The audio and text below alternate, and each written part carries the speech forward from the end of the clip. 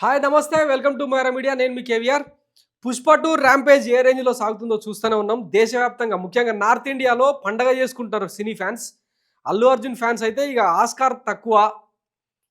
వాస్తవానికి పుష్ప 1 కంటే పుష్ప 2కు ఆ గంగమ్మ జాతరలో సీన్కు ఆ పూనకాలకు మరోసారి నేషనల్ అవార్డు ఇవ్వాలి అని చెప్పి పెద్ద ఎత్తున సోషల్ మీడియా నిన్న చర్చించుకుంది. ఇకపోతే మొత్తం అన్ని సైడ్ల నుంచి positive reviews, positive talks, unanimous hit అని చెప్పి మాట్లాడుతున్న సందర్భం మనం చూసినాం. ఇంచుమించు ఫస్ట్ డేనే 250 కోట్లకు పైగా గ్రాస్ వసూలు చేసిన సినిమాగా ఆర్ఆర్ఆర్ రికార్డ్స్ అన్నిటిని కూడా బద్దలు కొట్టినట్టు బాక్స్ ఆఫీస్ రిపోర్ట్స్ చెప్తా ఉన్నాయి.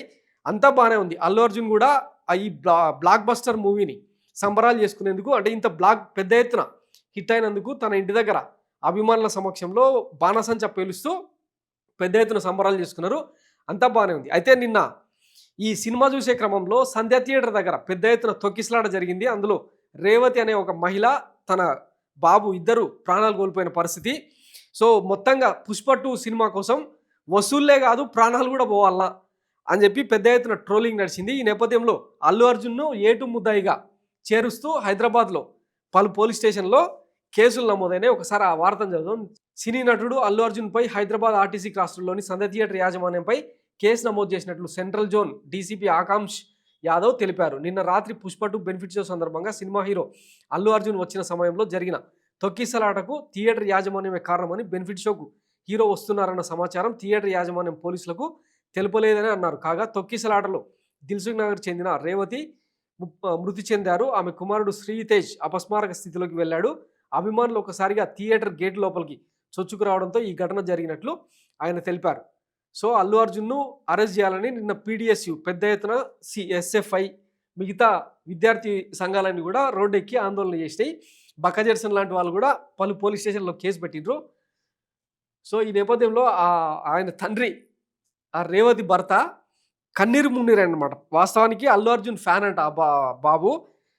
ఎప్పటి నుంచో 1-2 నెలల క్రితం నుంచే పుష్ప 2 రిలీజ్ అవుతున్నప్పటి నుంచి ఒకటే పోరు పెట్టినట. ఫస్ట్ డే ప్రీమియర్ షోనే చూడాలి డాడీ అని చెప్పి చెప్తే ఆ కొడుకు కోరిక తీర్చేందుకు పాపం తన భార్యను బలిచ్చిన పరిస్థితి. దీని మీద అల్లు అర్జున్ మైత్రి మూవీ టీం పెద్దగా స్పందించినట్టు అనిపించలేదు. ఒక ట్విట్టర్లో మాత్రం జరిగిన ఘటనకు విచారిస్తున్నాం,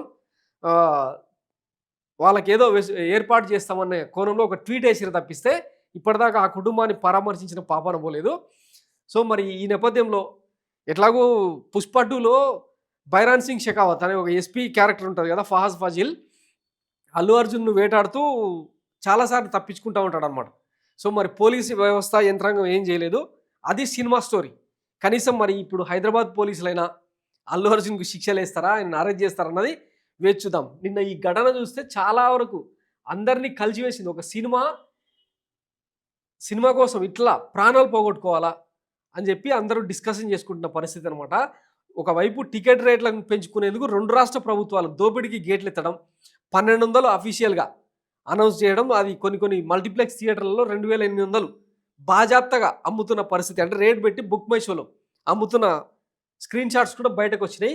ఇక బ్లాక్ మార్కెట్ అయితే అఫీషియల్గానే 3500 నుంచి 5000, 10,000 దాకా ఓపెన్గానే అమ్మిన పరిస్థితులు. సో ఈ సొసైటీకి పుష్పరాజ్ సినిమా ద్వారా ఏం చెప్పదలుచుకున్నారు? ప్రభుత్వాలే అంటే మీ ఇష్టానికి ఎవడికి పడితే వాడికి ఈ రేంజ్లో టికెట్లు అమ్ముకోమని చెప్పి హామీలు ఇస్తూ పోతే, జీవోలు జారీ చేస్తూ పోతే, ఇట్లా ప్రాణాలు పోతే ఎవరిది బాధ్యత? వీటన్నిటికీ ప్రభుత్వం కూడా సమాధానం చెప్పాలి. పోలీస్ యంత్రాంగం అల్లు అర్జున్పై ఏం చర్యలు తీసుకుంటుందో వేచి చూద్దాం. Thanks for watching Myra Media. నేను మీ కేవీఆర్. Thank you.